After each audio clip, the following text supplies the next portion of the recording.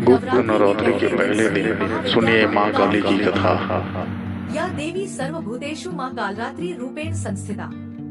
नमस्तस्य नमस्तस्य नमस्तस्य नमो नमः। अर्थात हे माँ, सर्वत्र विराजमान और कालरात्रि के रूप में प्रसिद्ध अम्बे, आपको मेरा बार बार प्रणाम है, या मैं आपको बारंबार प्रणाम करता हूँ। हे माँ, मुझे पाप से मुक्ति प्रदान करिए। जय श्री कृष्णा, राधे राधे। आप सभी को गुप्त नवरात्रि की हार्दिक शुभकामनाएं। आप सभी पर माता रानी की कृपा सदा सर्वदा बनी रहे, इसी मंगल कामना के साथ आज की वीडियो का शुभारंभ करती हूँ। गुप्त नवरात्रि के पहले दिन माता दुर्गा के शैलपुत्री रूप के साथ साथ 10 महाविद्याओं में से एक महाविद्या महाकाली की पूजा भी की जाती है। गुप्त नवरात्रि में 10 महाविद्याओं की पूजा बिल्कुल गुप्त रहकर की जाती है। जो भक्त उपवास रखते हैं, उनके उपवास का पता भी किसी को नहीं चलना चाहिए। और कहा जाता है कि गुप्त नवरात्रि में जितना ज्यादा आप अपनी पूजा को गुप्त रखेंगे, यहाँ तक कि अपने घर की पूजन सामग्री को भी, उतना ही आपको आपकी पूजा का या व्रत का पूर्ण फल प्राप्त होता है। आज की वीडियो के माध्यम से मैं आपको सुनाने वाली हूँ गुप्त नवरात्रि के पहले दिन सुनी जाने वाली माता काली की कथा। उससे पहले आपसे अनुरोध है, कमेंट बॉक्स में जय माता दी लिखकर अपनी हाजिरी जरूर लगाइए। आज की कथा आप शुरू से लेकर अंत तक जरूर श्रवण कीजिएगा। तो चलिए आज की कथा शुरू करते हैं। जय माता दी। महाकाल की काली। काली का अर्थ है समय और काल। काल जो सभी को अपने में निगल जाता है। भयानक अंधकार और श्मशान की देवी। वेद अनुसार समय ही आत्मा है, आत्मा ही समय है। माँ कालिका की उत्पत्ति धर्म की रक्षा और पापियों राक्षसों का विनाश करने के लिए हुई है। काली को माता जगदम्बा की महामाया कहा गया है। माँ ने सती और पार्वती के रूप में जन्म लिया था। सती रूप में ही उन्होंने 10 महाविद्याओं के माध्यम से अपने 10 जन्मों की भगवान शिव को झांकी दिखा दी थी। शास्त्रों के अनुसार माँ भगवती ने दुष्टों का अंत करने के लिए विकराल रूप धारण किया था, जिन्हें माँ काली के नाम से जाना जाता है। इनकी आराधना से मनुष्य के सभी भय दूर हो जाते हैं। पौराणिक कथा के अनुसार एक बार दारुक नाम के असुर ने ब्रह्मा जी को प्रसन्न किया। उनके द्वारा दिए गए वरदान से वह देवों और ब्राह्मणों को प्रलय की अग्नि के समान दुख देने लगा। उसने सभी धार्मिक अनुष्ठान बंद करा दिए और स्वर्गलोक में अपना राज्य स्थापित कर लिया। सभी देवता ब्रह्मा जी और विष्णु जी के धाम पहुँचे। ब्रह्मा जी ने बताया कि यह दुष्ट केवल स्त्री द्वारा मारा जाएगा। तब ब्रह्मा विष्णु सहित सभी देव स्त्री रूप धर दुष्ट दारुक से लड़ने गए, परंतु वह दैत्य अत्यंत बलशाली था। उसने उन सभी को परास्त कर भगा दिया। ब्रह्मा विष्णु समेत सभी देव भगवान शिव के धाम कैलाश पर्वत पहुँचे तथा उन्हें दैत्य दारुक के विषय में बताया। भगवान शिव ने उनकी बात सुन माँ पार्वती की ओर देखा और कहा, हे कल्याणी, जगत के हित के लिए और दुष्ट दारुक के वध के लिए मैं तुमसे प्रार्थना करता हूँ। यह सुनकर माँ पार्वती मुस्कुराई और अपने एक अंश को भगवान शिव में प्रवेश कराया, जिसे माँ भगवती के माया से इंद्र आदि देवता और ब्रह्मा नहीं देख पाए। उन्होंने देवी को शिव के पास बैठे देखा। माँ भगवती का वह अंश भगवान शिव के शरीर में प्रवेश कर उनके कंठ में स्थित विष से अपना आकार धारण करने लगा। विष के प्रभाव से वह काले वर्ण में परिवर्तित हुआ। भगवान शिव ने उस अंश को अपने भीतर महसूस कर अपना तीसरा नेत्र खोला। उनके नेत्र द्वारा भयंकर विकराल रूपी काले वर्ण वाली माँ काली उत्पन्न हुई। माँ काली के लालट में तीसरा नेत्र और चंद्र रेखा थी। कंठ में कराल विष का चिन्ह था और हाथ में त्रिशूल व नाना प्रकार के आभूषण व वस्त्रों से वह सुशोभित थी। माँ काली के भयंकर व विशाल रूप को देख देवता व सिद्ध लोग भागने लगे। माँ काली के केवल हुंकार मात्र से दारुक समेत सभी असुर सेना जलकर भस्म हो गए। माँ के क्रोध की ज्वाला से संपूर्ण लोक जलने लगा। उनके क्रोध से संसार को जलते देख भगवान शिव ने एक बालक का रूप धारण किया। भगवान शिव श्मशान में पहुँचे और वहाँ लेटकर रोने लगे। जब माँ काली ने शिवरूपी उस बालक को देखा तो वह उनके उस रूप से मोहित हो गई। वात्सल्य भाव से उन्होंने शिवजी को अपने हृदय से लगा लिया तथा अपने स्तनों से उन्हें दूध पिलाने लगी। भगवान शिव ने दूध के साथ ही उनके क्रोध का भी पान कर लिया। उनके उस क्रोध से 8 मूर्ति हुई जो क्षेत्रपाल कहलाई। शिवजी द्वारा मां काली का क्रोध पी जाने के कारण वह मूर्छित हो गई। देवी को होश में लाने के लिए शिवजी ने शिव तांडव किया। होश में आने पर मां काली ने जब शिवजी को नृत्य करते देखा तो वे भी नाचने लगी, जिस कारण उन्हें योगिनी भी कहा गया। माता दुर्गा की 10 महाविद्याओं में माता काली को प्रथम महाविद्या के रूप में पूजा जाता है। माता काली का रूप भले ही भयानक हो, भक्तों को डराने वाला हो, लेकिन माता काली अपने भक्तों की सदा रक्षा करती है। जो भक्त निस्वार्थ भाव से इनकी पूजा करता है, श्रद्धा और विश्वास के साथ गुप्त नवरात्रि के दिनों में उपवास भी रखता है, माता काली की कृपा सदा ऐसे भक्तों और उनके परिवार को प्राप्त होती है। माता काली का स्वभाव बहुत ही जल्दी रुष्ट और बहुत ही जल्दी प्रसन्न होता है। गुप्त नवरात्रि के पहले दिन माता काली की पूजा करने के लिए माता काली को गुड़ का भोग अर्पित किया जाता है और माता काली को लाल रंग का फूल अर्पित किया जाता है। इसे भी माता खुशी खुशी स्वीकार करती है। जय माँ महाकाली, जय माँ शैलपुत्री। आइए अब श्रवण करते हैं माता शैलपुत्री की कथा। नवरात्रि के पहले दिन माता शैलपुत्री की पूजा का भी विधान है, तो चलिए इस कथा को शुरू करते हैं। स्वयंभू मनु की 3 पुत्रियां थी, अकुति, देवहूति और प्रसूति। इनमें से प्रसूति का विवाह दक्ष नाम के प्रजापति से हुआ। दक्ष को 16 कन्याओं की प्राप्ति हुई।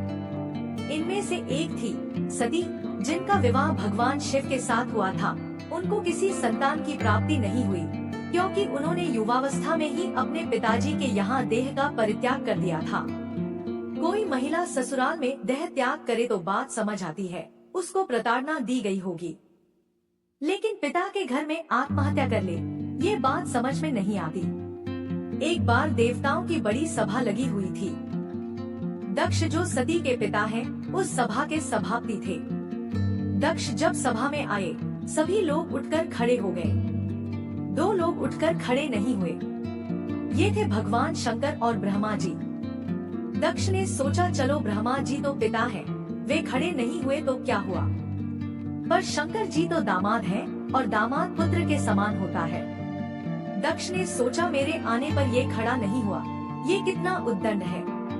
मैंने तो अपनी मृगनयनी बेटी का विवाह इस मरकटलोचन के साथ कर दिया, इसको तो कोई सभ्यता शिष्टाचार ही नहीं। इस तरह से दक्ष ने भगवान शिव को बहुत अपशब्द बोले और खूब गाली गलौज किया। अब प्रश्न उठता है, दक्ष की सभा में शिवजी उसके सम्मान के लिए क्यों नहीं उठे? तो इसका उत्तर है, शिवजी का उद्देश्य दक्ष का अपमान करना नहीं था। वे तो भगवान के ध्यान में ऐसे निमग्न बैठे थे कि उनको पता ही नहीं लगा दक्ष कब आया। जब दक्ष गाली देने लगा तब उनका ध्यान टूटा। तब उन्होंने देखा दक्ष अत्यंत क्रोधित होकर उन्हें गाली दे रहा है। यही है आत्मनिष्ठ महापुरुष की पहचान। अगर अनजाने में कोई मर्यादा का उल्लंघन हो जाए तो उसके परिणाम स्वरूप समाज तो कुछ न कुछ बोलेगा ही। उनके बोलने पर भी महापुरुष की कोई प्रतिक्रिया नहीं होती। इसी तरह यहाँ भी दक्ष गाली दे रहा है। शिवजी अपने ध्यान में बैठे हैं, उनके ऊपर कोई प्रभाव नहीं उन्होंने कोई जवाब दिया। जब दक्ष ने देखा कि उसकी गाली देने के बाद भी शिवजी पर कोई प्रभाव नहीं पड़ रहा है, तब उसने हाथ में जल लेकर शाप दे दिया, आज के बाद किसी यज्ञ में तुम्हारा हिस्सा नहीं होगा। भगवान शिव तब भी कुछ नहीं बोले। दक्ष ऐसा शाप देकर सभा से चला गया। उसके बाद नंदीश्वर को क्रोध आ गया। उन्होंने दक्ष को शाप दे दिया, मेरे आराध्य को अकारण शाप दिया। तू इतनी देर से मैं कर रहा है, मैं शिव का ससुर हूँ, मैं सभापति हूँ। अगले जन्म में इसको बकरे का जन्म मिलेगा, फिर जीवन भर मैं करेगा। ये बात हम सबके लिए है, यदि हम ज्यादा मैं करते हैं तो अगला जन्म किसका मिलेगा? बकरी या बकरा बनना पड़ेगा। नंदीश्वर ने दूसरा शाप ब्राह्मणों को दे दिया, तुम लोग दक्ष जैसे दुष्ट के यहाँ यज्ञ करने आए हो, तुम्हारी विद्या केवल जीविका के लिए रह जाएगी, तुमको ज्ञान कभी नहीं होगा। अब ब्राह्मणों के गुरु भृगु ऋषि बड़े क्रोधित हुए। वो बोले, हमने क्या किया, हमें तो अकारण ही शाप दे दिया। उन्होंने भगवान शंकर के गणों को शाप दे दिया, जितने भगवान शंकर के भक्त हैं सब पाखंडी हो जाएंगे, न स्नान करेंगे, न ठीक से पूजा करेंगे, भांग खाएंगे और हड्डियों की माला पहनेंगे। ये सब चीजें तामसी हैं। आज जो हमें शिव भक्त गांजा पीते, शमशान की राख लपेटे, हड्डियों की माला पहने दिखते हैं, वे शाप के कारण। भगवान शंकर तो एकदम सात्विक हैं। क्या वे अपने भक्तों को इन तामसिक प्रवृत्तियों के लिए अनुमति देंगे? उन्होंने अनुमति नहीं दी। ये तो भृगु जी का शाप लगा हुआ है। भगवान शंकर ने देखा शापाशापी बढ़ रही है, अब यहाँ से चलना ठीक है। उन्होंने गणों को संभाला और कैलाश चले गए। एक दिन दक्ष ने कनखल क्षेत्र में यज्ञ का आरंभ किया। उसने ऐसा दुराग्रह किया कि यज्ञ में मैं विष्णु की तो पूजा करूंगा पर शिव जी की नहीं। देवों ने उससे कहा कि तेरा यज्ञ सफल नहीं होगा। फिर भी उसने दुराग्रह से यज्ञ किया। इस तरह दक्ष ने भगवान विष्णु, ब्रह्मा जी और देवराज इंद्र को निमंत्रण दिया पर शिव जी को निमंत्रण नहीं दिया।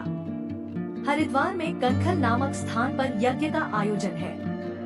सारे देवता कैलाश पर्वत से होकर आ रहे हैं, तो सती और भगवान शंकर को प्रणाम करके जा रहे हैं। सती ने पूछा, कहाँ जा रहे हो? उन्होंने कहा, तुम्हारे पिता के घर यज्ञ है और तुम हमसे पूछ रही हो कहाँ जा रहे हो? देवता चले गए। इधर सती ने भगवान शंकर से प्रार्थना की। बोलने में तो चतुर है, कहती है, प्रभु आपके ससुर के यहाँ इतने बड़े यज्ञ का आयोजन हो रहा है। ये भी कह सकती थी कि मेरे पिता के यहाँ यज्ञ हो रहा है। अर्थ दोनों के एक ही है। लेकिन सती कहती है, आपके ससुर के यहाँ, जिससे आपका संबंध ज्यादा जुड़ जाए तो शायद चल पड़े। बोलने की चतुराई है। भगवान शिव मौन है। वे जानते हैं क्या घटना हुई है। बताने से सती को सिर्फ दुख ही होगा। सती कहती है, निमंत्रण नहीं मिला, इसलिए शायद आप जाना नहीं चाहते हैं। शास्त्रों में विधान है, गुरु के यहाँ, पिता के यहाँ और मित्र के यहाँ बिना निमंत्रण के भी जा सकते हैं। जब सती भगवान शिव को शास्त्र का विधान बताने लग गई तो भगवान शंकर को हंसी आ गई। भगवान शंकर सोचने लग गए, सारे संसार को उपदेश मैं करता हूँ, आज ये सती मुझे शास्त्र का विधान बता रही है। शिवजी ने सती को समझाया, देवी तुम ठीक कहती हो, गुरु के यहाँ, पिता के यहाँ और मित्र के यहाँ बिना निमंत्रण के जा सकते हैं। पर यदि जानबूझकर निमंत्रण नहीं दिया गया हो तो बिल्कुल नहीं जाना चाहिए, क्योंकि उसके अंदर कोई न कोई द्वेष है। वहाँ जाने से भलाई नहीं होगी। अतः मेरी सलाह है, तुमको अपने पिता के यहाँ इस समय नहीं जाना चाहिए। इतना कहकर भगवान शंकर मौन हो गए, क्योंकि पता है दक्ष पुत्री है, अपनी बुद्धि बहुत चलाती है, पता नहीं मानेगी या नहीं। सती के अंदर द्वंद्व चल रहा था। पति की याद आए तो अंदर, पिता की याद आए तो बाहर। समझ नहीं आ रहा था क्या करूं। ऐसे अंदर बाहर कर रही थी। फिर उनको गुस्सा आ गया। भगवान शंकर की और लाल लाल नेत्रों से देखते हुए बिना बताए चल पड़ी। भगवान शंकर ने गणों को आदेश दिया, तुम्हारी मालकिन जा रही है, तुम भी साथ में जाओ। नंदी को ले जाओ और सामान भी ले जाओ, क्योंकि ये अब लौटने वाली नहीं है। देखिए, भगवान शंकर अपनी पत्नी को नहीं समझा पाए। आपकी पत्नी आपकी बात न माने तो दुखी मत होना, सोच लेना, ये तो सृष्टि की परंपरा है। ब्रह्मा जी अपने बेटों को नहीं समझा पाए, शंकर जी अपनी पत्नी को नहीं समझा पाए, तो आप क्यों दुखी होते हो? ये दुनिया ऐसे ही चलती है। सती चली गई। भगवान शंकर को कोई चिंता नहीं, वे ध्यान में बैठ गए। अपने पिता दक्ष के यहाँ जाकर सती ने देखा भगवान शंकर का कोई हिस्सा नहीं था। क्रोधित होकर उन्होंने अपने पिता से कहा, मूर्ख, क्या महादेव जैसे देवता दुनिया में हैं? सती ने कहा, दक्ष, तुमको छोड़कर इस विश्व में कौन ऐसा व्यक्ति होगा जो शिव का विरोधी होगा? कोई विष्णु का विरोधी हो सकता है, ब्रह्मा का विरोधी हो सकता है, पर शिव का विरोधी तो रावण भी नहीं था, कुंभकर्ण भी नहीं था, जरासंध भी नहीं था, हिरण्यकशिपु भी नहीं था। ये सब शिव भक्त थे। शिव इतने दयालु, इतने कृपालु हैं कि अपने भक्तों के लिए अपना सब कुछ दे देते हैं, अपना भी ध्यान नहीं रखते। तुमने उनका विरोध किया। शास्त्र में लिखा है, जहाँ गुरु का और भगवान का विरोध हो रहा है तो कानों में उंगली लगाकर वहाँ से चले जाओ। जो सुनेगा और विरोध नहीं करेगा उसको भी पाप का भागी बनना पड़ता है। सती कहती है, मैं तेरी जीभ तो नहीं काट सकती, पर अब मैं लौटकर कैलाश भी नहीं जा सकती। शिव तो परम दयालु है, वे तो स्वीकार कर लेंगे, परंतु दुष्ट दक्ष, ये शरीर तेरा दिया हुआ है। तेरे जैसे दुष्ट के दिए शरीर से मैं वहाँ नहीं जा सकती। वो मुझे दक्षपुत्री कहकर बुलाएंगे तो मेरे लिए मरने के समान हो जाएगा। इसके बाद सती ने भगवान शिव का ध्यान किया और यज्ञ की उत्तरी दिशा में बैठकर योग के माध्यम से अग्नि को प्रकट किया और अपने शरीर को भस्म कर दिया। अब तो हाहाकार मच गया। शिवजी के रुद्र यज्ञ का विध्वंस करने लगे। भृगु जी ने देवताओं को प्रकट किया और रुद्रगणों को मार मार कर भगा दिया। ये समाचार जब नारद जी को मिला, नारद जी ने भगवान शिव को बताया, प्रभु सती की ये दशा हुई है। अब भगवान शिव को क्रोध आया। शिव जी को अपने अपमान पर क्रोध नहीं आया, पर आज सती का अपमान हुआ तो भयंकर क्रोध आया। उन्होंने अपनी एक जटा उखाड़ी और जमीन पर पटक दी। उससे एक विलक्षण पुरुष प्रकट हुआ जिसके 3 नेत्र थे, भयंकर विशाल शरीर वाला था। हाथ में त्रिशूल लिए वीरभद्र भगवान थे। वीरभद्र ने शिव जी को प्रणाम किया और बोला, क्या आदेश है? शिव जी ने कहा, एक ही आदेश है, दक्ष को मार डालो, यज्ञ को विध्वंस कर दो। वीरभद्र जी उत्तराखंड होते हुए हरिद्वार की तरफ पहुँचे। अपराह्न का समय था। दोपहर के 3 बज रहे थे। यजमान लोग विश्रामशाला में थे। पंडित और देवता लोग यज्ञशाला में थे। वहां जाकर वीरभद्र ने यज्ञ को विध्वंस कर दिया।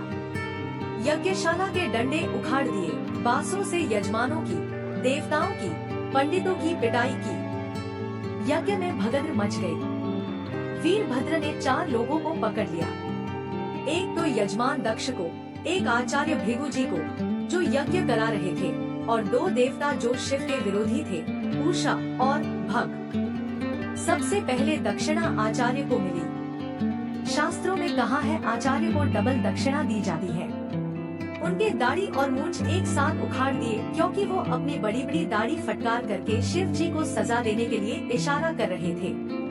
अब उषा के दांत निकाल दिए, क्योंकि जब दक्ष शिव जी को गाली दे रहा था, उषा अपने बड़े बड़े दांत निकालकर हंस रहा था। इसका अर्थ है, यदि हम अपने शरीर की किसी भी इंद्रिय का उपयोग दूसरों के अहित के लिए करेंगे तो वो अंग बेकार हो जाएगा। उषा ने दांतों का दुरुपयोग किया। भग देवता की आंखें निकाल ली, क्योंकि वो दक्ष को आंखों से इशारा कर रहा था और गाली दो और गाली दो। अब वीरभद्र ने दक्ष के गले पर तलवार मारी, पर वो मरा नहीं। वीरभद्र ने भगवान शिव का ध्यान किया और दक्ष की गर्दन मरोड़कर तोड़ डाली। फिर उसके सिर को हवन कुंड में भस्म कर दिया। इस तरह से दक्ष का यज्ञ विध्वंस हो गया। विध्वंस इसलिए हुआ क्योंकि ये यज्ञ धर्म की दृष्टि से नहीं था, ये तो शिव जी के अपमान के लिए था। यहाँ सीखने की बात है, यदि किसी कार्य का आरंभ गलत भाव रखकर किया जाए तो वह कार्य सफल नहीं होता है। ऐसे बहुत से काम होते हैं, बाहर से दिखाई देगा जैसे ये धर्म का काम हो रहा है, पर उनका उद्देश्य गलत होने से वो अधर्म का काम होता है। यज्ञ विध्वंस होने के बाद ब्रह्मा जी सभी देवताओं को लेकर शिव जी के पास पहुँचे और उनसे प्रार्थना करने लगे। भगवान शंकर के पिता है ब्रह्मा जी। शिव जी बोले, पिताजी आप प्रार्थना मत करिए, आप आज्ञा करिए, क्या करना है? ब्रह्मा जी ने कहा, देखो यजमान को जीवित कर दो। दक्ष यज्ञ पूरा किए बिना मर गया है। भृगु जी की दाढ़ी मूंछ अभी तक नहीं आई है, उनको दाढ़ी मूंछे आ जाएं, ऐसी व्यवस्था कर दो। उषा को दांत मिल जाए, भग देवता को आंखें मिल जाए, बस हम इतना ही मांगते हैं। भगवान शिव हमेशा अपनी मस्ती में रहते हैं। बोले, अभी कर देता हूँ, इसमें कौन सी बड़ी बात है। अपने एक गण को बोला, किसी बकरे का सिर काट कर ले आओ। बकरे का सिर ही क्यों मंगाया, हाथी का, शेर का, किसी का भी मंगा ले दे। भगवान शिव ने सुना था कि नंदीश्वर ने दक्ष को शाप दिया है कि अगले जन्म में ये बकरा बनेगा। भगवान शिव ने सोचा, अगले जन्म में क्यों, इसी जन्म में बना देता हूँ। बकरे का सिर मंगाया और दक्ष के शरीर में जोड़कर उसे जीवित कर दिया। दक्ष जीवित हो गया। उसने भगवान की स्तुति की और क्षमा याचना की। सती माता ने फिर से पार्वती के रूप में जन्म लिया। फिर कठिन साधना की और भगवान शिव के साथ उनका विवाह हुआ। अब उनकी बुद्धि अडोल थी। सती जी अब पार्वती रूप में अपनी ज्यादा बुद्धि नहीं लगाती है। वे जानती हैं जो पहले हुआ वो ज्यादा बुद्धि लगाने के कारण हुआ। हर हर महादेव। जय माता पार्वती। अगर वीडियो पसंद आई तो हमारे चैनल को सब्सक्राइब करें। धन्यवाद।